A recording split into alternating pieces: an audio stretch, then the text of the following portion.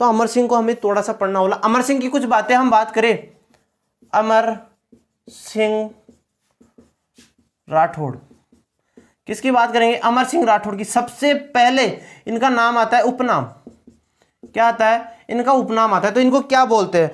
तो इनको बोलते हैं कटार का धनी। किसको? अमर सिंह राठौड़ को कटार का धनी बोलते हैं। क्यों बोलते हैं उसकी बात भी हम करने वाले। इनको बोलते हैं कटार का धनी। क्या बोलते हैं? कटार का धनी। अब देखो, अपने भाई जसवंत सिंह प्रथम के विरोध में नाराज होकर कहां पर चला गया था? तो किसकी शरण में गया था? तो शाहजहां की शरण में गया था। शाहजहां की शरण में गया। शाहजहां की शरण में जाते शाहजहां ने क्या किया? इसको नागौर की क्या दे दी? जागीर दे दी। नागौर की जागीर दे दी।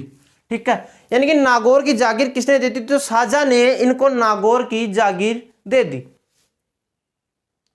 अब देखो, अमर सिंह राठौड़ को क्या बोलते हैं? तो अमर सिंह राठौड़ का एक उपनाम है, इनको बोलते हैं कटार का धनी। साथ में शाहजहां के पास में ये चले गए थे सहायता लेने के लिए। तो शाहजहां के पास में जैसे गए, शाहजहां ने इनको किसकी जागीर दे दी? तो शाहजहां ने इनको दे दी आपके नागौर की जागीर। किसकी जागीर दे दी थी? नागौर की जागीर किसने दे दी? तो शाहजहां ने इनको नागौर की जागीर दे दी। अब नागौर यहां पर है, नागौर की जागीर किसने दे दी? शाहजहां ने इनको दे दी। इधर पड़ता है आपके बीकानेर, और बीकानेर और नागौर की सीमा आपस में लगती है। ठीक है, बीकानेर और नागौर की सीमा क्या करती है? आपस में लगती है। अब देखो घटना कैसे होती है। इन्हीं के समय होता है आपके मतीरे की राड़। किसकी? मतीरे की राड़। और मतीरे की राड़ कब हुई थी? 1644 ईस्वी में। देखो, यहां पर एक गांव पड़ता है जिसका नाम है बीकानेर। यहां पर कौन सा राज्य है, कौन सा जिला है? बीकानेर। यहां पर था बीकानेर, और यहां पर कौन है? नागौर। कौन सा था? नागौर।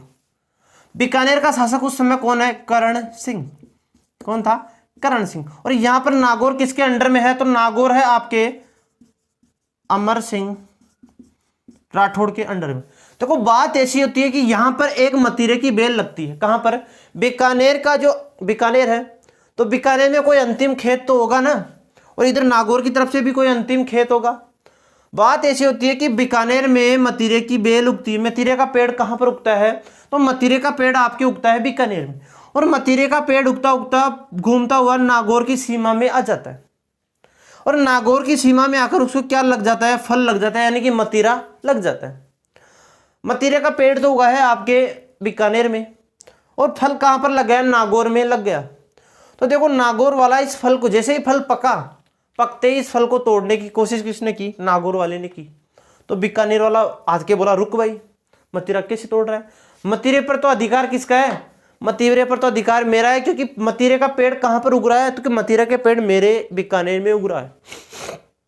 तो मतीरा कौन तोड़ेगा? तो मतीरा मैं तोड़ूंगा।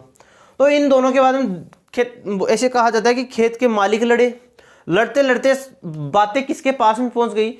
इधर तो बीकानेर का शासक करण सिंह था, उसके पास में पहुंच गई, और इधर अमर सिंह राठौड़ था, उसके पास में ये बातें पहुंच गई।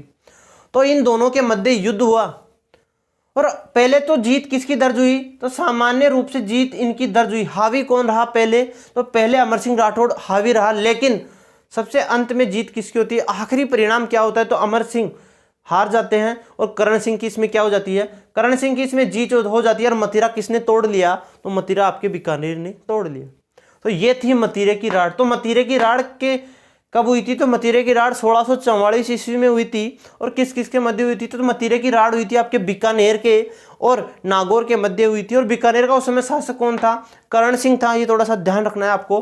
और उस समय नागौर का शासक कौन था? नागौर किसके अंडर में था? तो अमर सिंह राठौड़ के अंडर में नागौर था। ठीक है, तो ये थी आपके सामने मतीरे की राड़। इसके बाद में देखो, नाराज होकर ये कहां पर चले गए? तो नाराज होकर ये चले गए थे आपके मुगल दरबार में, शाहजहां के पास में चले गए थे। कौन? अमर सिंह राठौड़। अब ऐसा होता है कि एक बार ये 15 दिन गायब हो गए।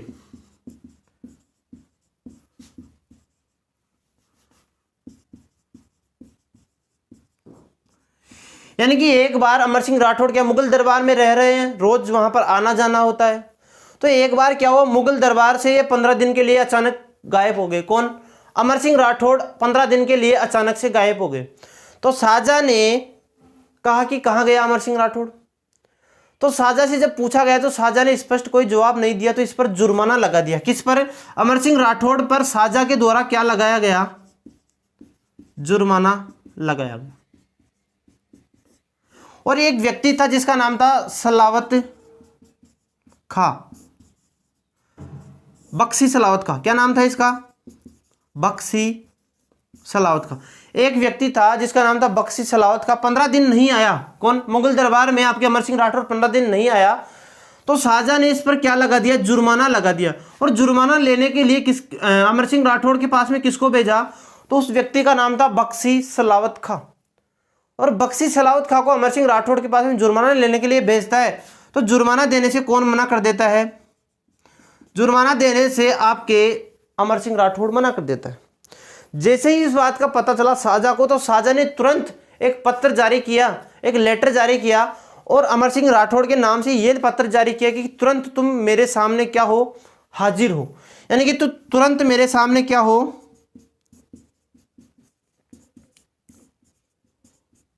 हाजिर हो।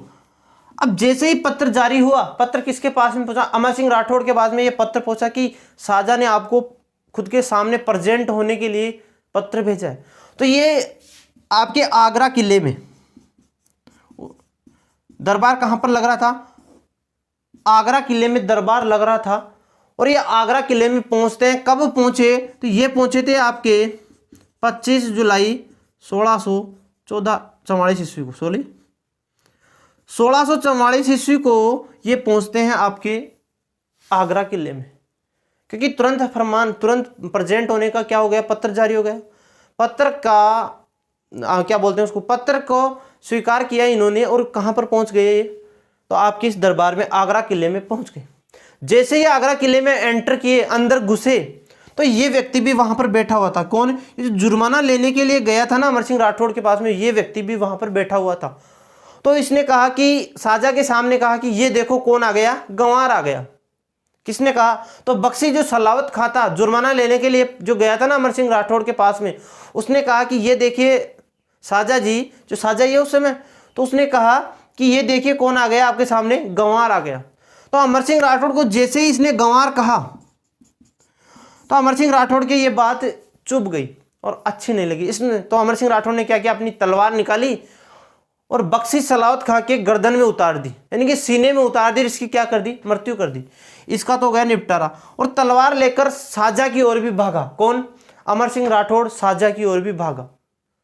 जब अमर सिंह राठौड़ आगरा किले में घुसा था, तो किस दरवाजे से घुसा था? उसका नाम था बुखारा दरवाजा।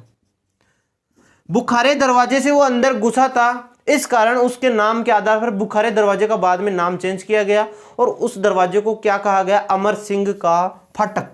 क्या कहा गया? अमर सिंह का फाटक। इसका नाम चेंज कर दिया गया। बाद में कहते हैं कि इसको क्या कर दिया गया? परमानेंट ही बंद कर दिया गया। और इसके बाद में 1809 ईस्वी में जॉर्ज स्टील, एक अंग्रेज अधिकारी थे जिसका नाम था जॉर्ज स्टील। अंग्रेज अधिकारी जॉर्ज स्टील के कहने पर इस दरवाजे को क्या करवा दिया गया था? खोल दिया गया था। तो ये थे आपके सामने अमर सिंह राठौड़। और अमर सिंह राठौड़ को क्या कहते हैं? तो अमर सिंह राठौड़ को कटार का धनी कहते हैं। कई बार एग्जाम में पूछा गया है कि कटार का धनी किसको कहते हैं? तो अमर सिंह राठौड़ को कटार का धनी कहते हैं।